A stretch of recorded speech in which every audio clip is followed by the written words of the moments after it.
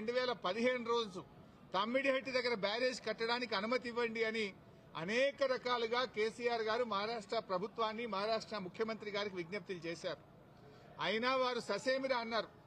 ఫడ్నవీస్ గారు మాట్లాడుతూ మాకంటే ముందు 7 ఏళ్లు కాంగ్రెస్ ప్రభుత్వం ఉండే, 7 ఏళ్లు కాంగ్రెస్ ప్రభుత్వం తమ్మిడిహట్టి దగ్గర ఒప్పుకోనప్పుడు ఇవాళ నేను బీజేపీ గవర్నమెంట్ ఆ రోజు తమ్మిడిహట్టి దగ్గర కట్టొద్దని నేనే ధర్నాలు చేసినా పోరాటాలు చేసినా ఇవాళ నేనెట్లా ఒప్పుకుంటా, రాజకీయంగా అది ఎట్లా సాధ్యమైతుంది, ఒప్పుకునే ప్రశ్నే లేదని ఆ రోజు కరాఖండిగా మహారాష్ట్ర ముఖ్యమంత్రి గారు కేసీఆర్ గారికి చెప్పారు.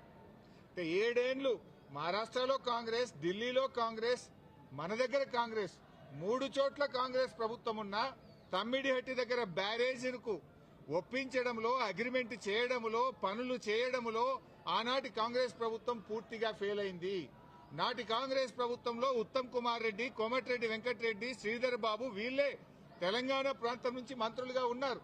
మీరు పట్టించుకోలే, 7 ఏళ్లు మీరు చేయలే. బట్ అయినా మేము అన్ని రకాలుగా ప్రయత్నం చేశాం. ఇంత మధ్యలోనే ఈ సమయంలోనే సెంట్రల్ వాటర్ కమిషన్ తమ్మిడిహట్టి దగ్గర నీళ్లు లేవు అని 2 లేఖలు రాసింది.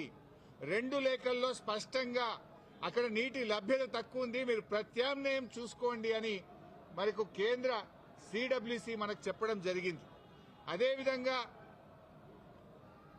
అదే సిడబ్ల్యూసి మీరు కట్టిన రిజర్వాయర్లు తక్కువ ఉన్నాయి, రిజర్వాయర్ల సంఖ్య పెంచుకోండి అని కూడా చెప్పింది. ఇవన్నీ లెటర్లు కూడా ఈరోజు కమిషన్కి ఇచ్చాం. సిడబ్ల్యూసి నుంచి వచ్చిన 3 లేఖలు ఈరోజు కమిషన్కి ఇచ్చాం.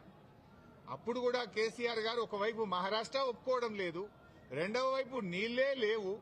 ఈ పరిస్థితుల్లో ఏం చేయాలని కేంద్ర ప్రభుత్వ సంస్థ వ్యాప్కోస్ కు కేసీఆర్ గారు మరి ఏం చేయాలో ప్రత్యామ్నాయం సూచించండి అని వ్యాప్కోస్ కు మేము ఇవ్వడం జరిగింది.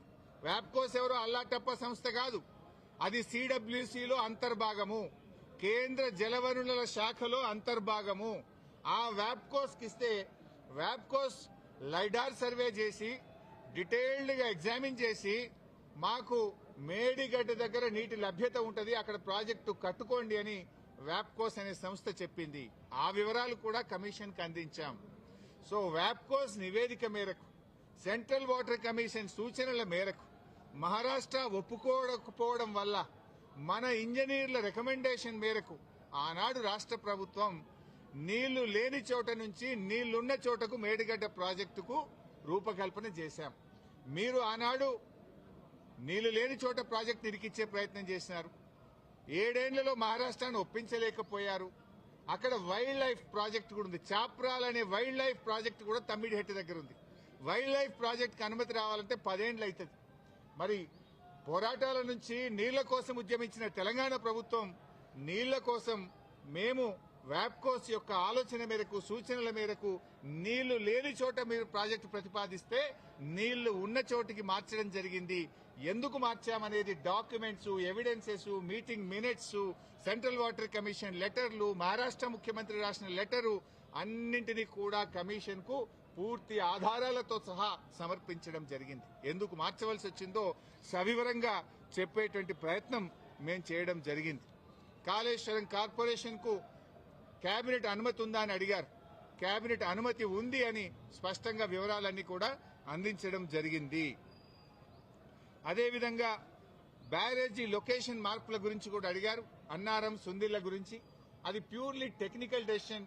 ఇంజనీర్లు డీటెయిల్డ్ సర్వే ఆధారంగా దేశంలో అనేక ప్రాజెక్టులకు కూడా ఈ రకంగా మారుతుంటాయి. మన నాగార్జున సాగర్ కూడా మారింది, ఎస్ఆర్ఎస్పీ ప్రాజెక్టు కూడా మారింది. సో అది ఏదన్నా డెసిషన్ బ్యారేజ్ కొంత ముందుకు వెనకకు జరిగేది అది ఇంజనీరింగ్ డిపార్ట్మెంట్ తీసుకోవాల్సినటువంటి నిర్ణయాలు అనేటువంటి విషయాన్ని కూడా కమిషన్ గారు అడిగినప్పుడు మేము చెప్పడం జరిగింది. మొత్తంగా ఈ ప్రాజెక్టులో రిజర్వాయర్ల కెపాసిటీ ఎంత, నీటి నిల్వ సామర్థ్యం ఎంత ఉంది అని అడిగితే 141 టీఎంసీల సామర్థ్యం ఉందని చెప్పి కూడా మేము వారికి చెప్పడం జరిగింది. అదేవిధంగా కాళేశ్వరంను కొంతమంది ఇవాళ పిచ్చి పిచ్చిగా కూలేశ్వరం అని మాట్లాడుతున్నారు. మొన్ననే నేను ప్రజెంటేషన్ లో కూడా సవివరంగా చెప్పాను. కాళేశ్వరంలో 100 భాగాలు ఉన్నాయి, 100 భాగాల్లో అన్ని ఇంటాక్ట్ ఉన్నాయి. లైక్ ఇప్పుడు మనం మొన్న అనుకున్నట్టుగా 3 బ్యారేజీల్లో, అదేవిధంగా కాళేశ్వరంలో 16 రిజర్వాయర్లు, 19 సబ్స్టేషన్లు, 21 పంప్ హౌస్లు, 203 కిలోమీటర్ల గ్రావిటీ టనెళ్లు, 98 కిలోమీటర్ల ప్రెషర్ మెయిన్స్, 1531 కిలోమీటర్ల గ్రావిటీ కెనాల్స్, ఇవన్నీ కూడా ఇంటాక్ట్ ఉన్నాయి. ఒకవైపు ముఖ్యమంత్రి గారు మొన్న పోయి గంధమల్లకు శంకుస్థాపన చేశారు. మరి గంధమల్లకు నీళ్లు ఎక్కడి నుంచి పోతాయి? మల్లన్న సాగర్ నుంచి పోతాయి. మల్లన్న సాగర్ ఎక్కడిది? కాళేశ్వరంలో అంతర్భాగం. ఇంకొక వైపు హైదరాబాద్ కు మూసీ సుందరీకరణకు నీళ్లు తెస్తా అంటున్నారు. ఎక్కడి నుంచి తెస్తా అంటున్నారు? మూసీకి హైదరాబాద్ కు 30 టీఎంసీల నీళ్లు తెస్తామంటున్నారు. మల్లన్న సాగర్ నుంచి తెస్తామంటున్నారు. మల్లన్న సాగర్ ఎక్కడిది? కాళేశ్వరంలో అంతర్భాగం. అంటే ఇంత స్పష్టంగా ఒకవైపు ప్రభుత్వమే కాళేశ్వరం మీద ఆధారపడి హైదరాబాద్ కు 30 టీఎంసీల నీళ్లు తేవడానికి టెండర్లు పిలుస్తుంది. ఇంకొక వైపు మల్లన్న సాగర్ మీద ఆధారపడ్డ గంధమల్లకు టెండర్లు పిలిచి ముఖ్యమంత్రి శంకుస్థాపన చేస్తారు. ఇంకొక వైపు కాళేశ్వరం కూలింది, కుప్పగూలింది, కాళేశ్వరం లేదు అంటారు. అంటే ఇవాళ ప్రభుత్వం డొల్లతనం పూర్తిగా బయటపడ్డది. ఎప్పటికైనా కాళేశ్వరమే తెలంగాణకు లైఫ్ లైన్, జీవధార అనేది ఇవాళ ప్రజలకు స్పష్టమైంది. కమిషన్ ముందు కూడా చాలా వివరంగా అన్ని కూడా మేము ఏది నోటి మాటగా చెప్పలే, విత్ డాక్యుమెంటరీ ఎవిడెన్స్, సాక్ష్యాధారాలతో సహా గత ప్రభుత్వంలో తీసుకున్న నిర్ణయాలు, సిడబ్ల్యూసి రిపోర్ట్లు, వ్యాప్కోస్ రిపోర్ట్లు, కేబినెట్ నిర్ణయాలు అన్ని కూడా ఆధారాలతో సహా కమిషన్ కోరిన విధంగా మేము సబ్మిట్ చేయడం జరిగింది.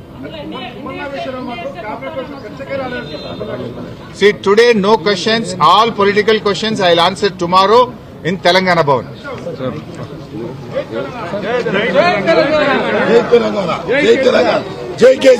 మీడియా మిత్రులందరికీ నమస్కారం.